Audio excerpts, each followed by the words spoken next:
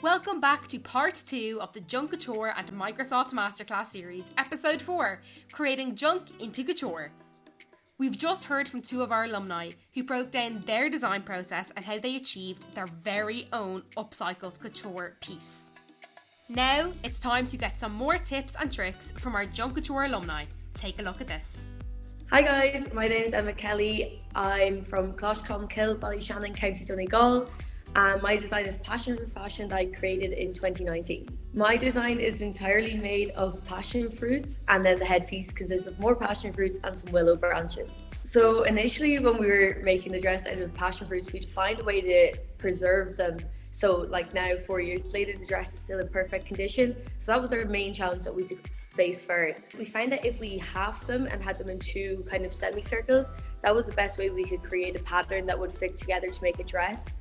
And we dried them out in the semicircle shape using a tea light to preserve that, half moon shape. And once they were dried, it took 2 to 3 days.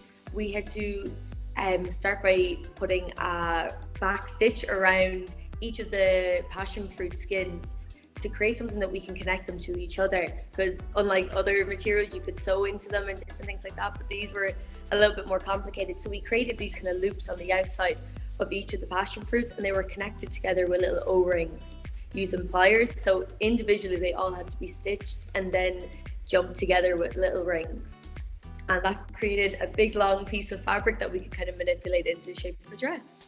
So it really started off with the idea and kind of creating a sketch really of what we wanted to make, and it was essentially a big triangle shape that we could wrap around the body that would give like a train at the back, and figuring out how we could manipulate the passion fruits to make this shape and make a flowing fabric essentially.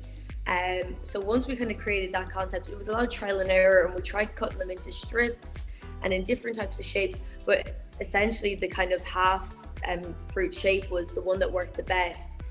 So once we found a way to create that and stick them all together, the fabric kind of became itself, and it all kind of joined together really quickly. Yeah, so obviously working with fruit or something that's a natural product is going to create a lot more issues than something that's dry or used in day-to-day life that will last a long time, like plastic.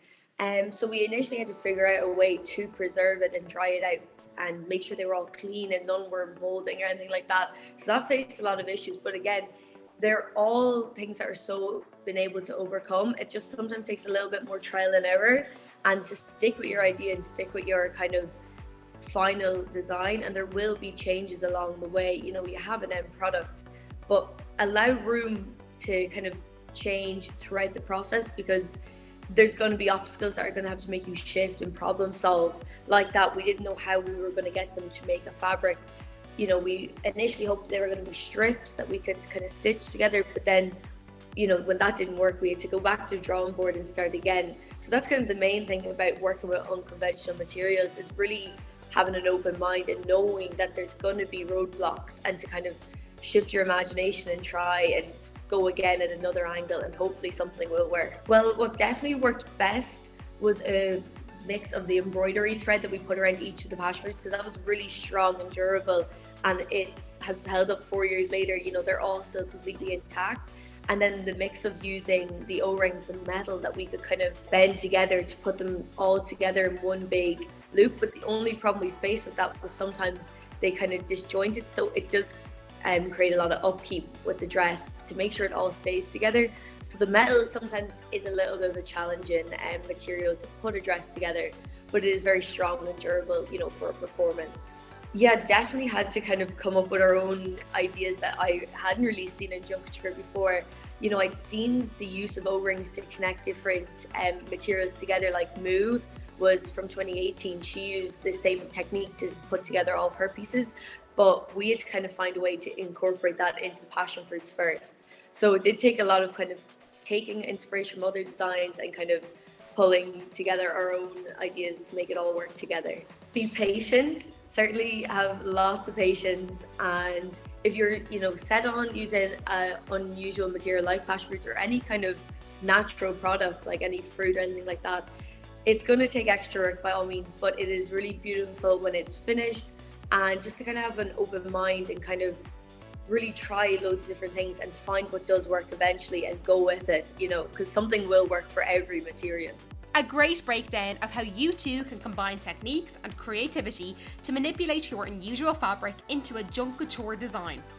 Last but by no means least, Isis is going to walk you through her design process for Tree of Life. Hi, my name is Isis Madeira. I competed from New York from the High School of Fashion Industries in 2022, and the finals were in 2023. My design was mainly made with banana tree fibers, but there's also dead stock fabric underneath.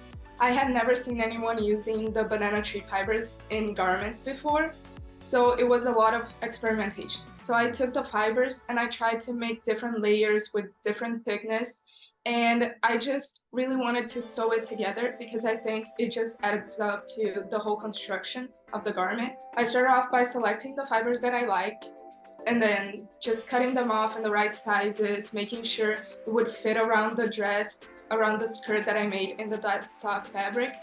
And then I would stitch it 3 rolls of stitches just to make sure that the fiber was secure. For the fringes, again, a lot of experimentation.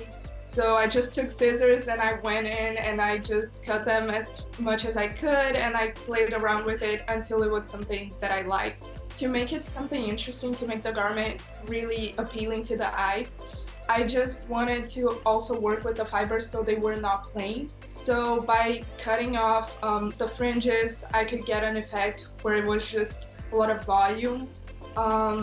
For other parts of the dress, I would cut straps and then I would weave them together. So it's the same idea as a basket weave.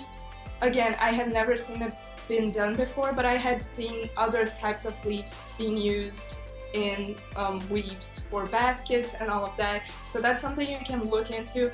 And also just braiding the fibers so that they would create a strand. And again, it's a lot of experimentation.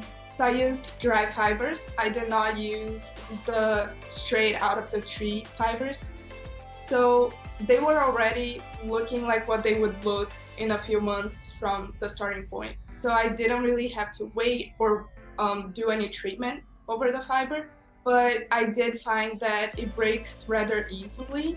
So when going in with the needle on a machine, it could break easily. So it was a matter of finding the right stitch and the right tension and being very patient, putting it on the machine, testing it out, then going onto the actual garment to make sure that it would not break on the actual garment. For the weaves and other stuff like that, I just really took the fibers, took my time, and tested it out. And again, the fibers were really nice to work with. Once they're put together, once they're sewn and fixed to the dress, they just behave nicely and they don't break anymore, which is nice. So since it was a goal of mine to not use any glues or anything of the sort, I really wanted it to be either woven or stitched. So I did have to experiment with the sewing machine a lot because the fiber is very thick. I couldn't go in with my hands and just sew it by hand. So I guess I could say that I did create techniques of my own. But again, it's stuff that is so intuitive that I feel like for anyone who's trying to do it, it's again just going in and seeing what works for you and for your material. So if you're looking to work with banana tree fibers, I would say get more yardage than what you're gonna need. Only because, again, some of the fibers might break. You never know which ones are gonna be the ones that work and which ones don't. Again, it's a natural fiber. It comes straight from nature. So it does its own thing and you gotta be respectful towards it. But yeah, get a few more yardages. Again, this is natural waste. So it's not like you're adding any waste. This is also something to keep in mind. We don't want to add to the problem by taking a lot of material and just discarding it. That's not the point, but definitely get enough so that you can experiment. Banana tree fibers. A runway ready design created using banana tree fibers. Wow. There are no boundaries when it comes to creating upcycled couture, As our alumni have just shown, no material is too crazy, so just go for it. It is always important to remember that trial and error is welcomed in junk couture. Don't be afraid to make mistakes, learn from them and go again. And the same goes for your materials. Try different upcycled materials until you find your perfect fit. And if you're still finding yourself in a bit of a creative block with choosing upcycled materials to manipulate and create with, don't worry, we have you covered with our A to Z list of possible materials that could help you create your junk couture design.